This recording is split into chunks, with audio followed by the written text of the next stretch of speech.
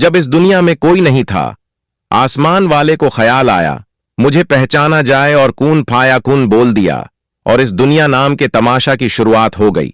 अस्सलाम वालेकुम नाजरीन। हजारों किताबें को पढ़ने के बाद, अनेक स्कूल, मदरसा, मस्जिद और कॉलेज, यूनिवर्सिटी और लोगों के चेहरे पढ़ने के बाद महसूस हुआ मैं कुछ नहीं जानता, सिवा इसके कि वह एक है और वही इस दुनिया को चलाता है, जिसकी हर जर्रे पर नजर है। हमारे जहन में आए हुए विचार भी उसी के हैं।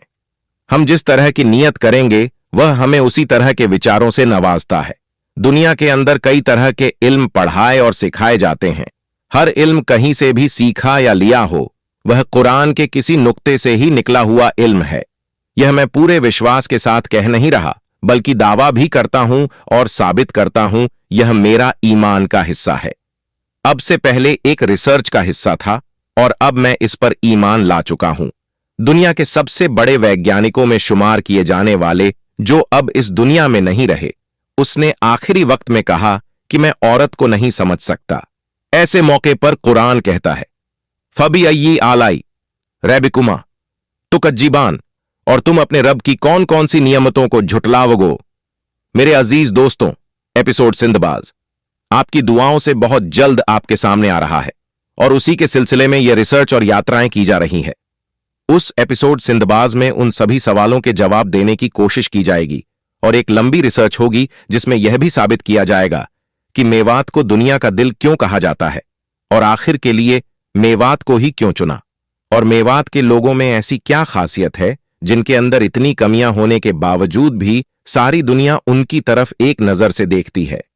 क्या ऐसी कोई कुदरती अट्रैक्शन है इनमें?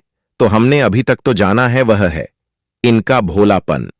जितनी भी इनके अंदर कमियां पाई जाती हैं, वह इनका भोलापन की वजह से पाई जाती है कि किसी एक ने आकर उनके बीच में गलत काम की शुरुआत कर दी तो यह देखते ही देखते उसके साथ हो जाते हैं।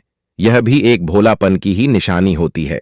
तो अगर इन लोगों का रुख सही काम की तरफ कर दिया जाए, जैसा कि तबलीग के साथ जोड़कर इन लोगों से वह काम लिया जा रहा है, अगर सही नियतों पर और सही वक्त पर यह कुर्बानी देने के लिए तैयार है, तो आने वाले वक्त में मेवात दुनिया के लिए सिर्फ दीवार पर लिखने के लिए मेवात को दिल नहीं कहा जाएगा, बल्कि दुनिया सचमुच इसे दिल मानकर इसकी धड़कनों पर भी ध्यान देगी, क्योंकि जब तक दिल को नहीं संभाला जाता, पूरी दुनिया भी नहीं संभाल सकते।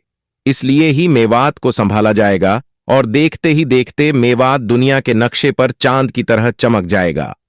अगर आप चाहते हैं यह जल्दी एक सपना हकीकत में बदल जाए, तो इसके लिए आपको हर उस चीज का और हर बातिल का विरोध करना होगा जो हक के खिलाफ है, और आपको हक के साथ देना होगा और सच्चाई के साथ आगे बढ़ना होगा। नाजरीन, में हूं साहिल उर्फ सिंदबाज और ये है आपका जयंती मोड़ अफलातून का मशहूर अड्डा। ओके, धन्यवाद। फिर मिलेंगे शाम को ही नहीं एक बड़ी खबर के साथ।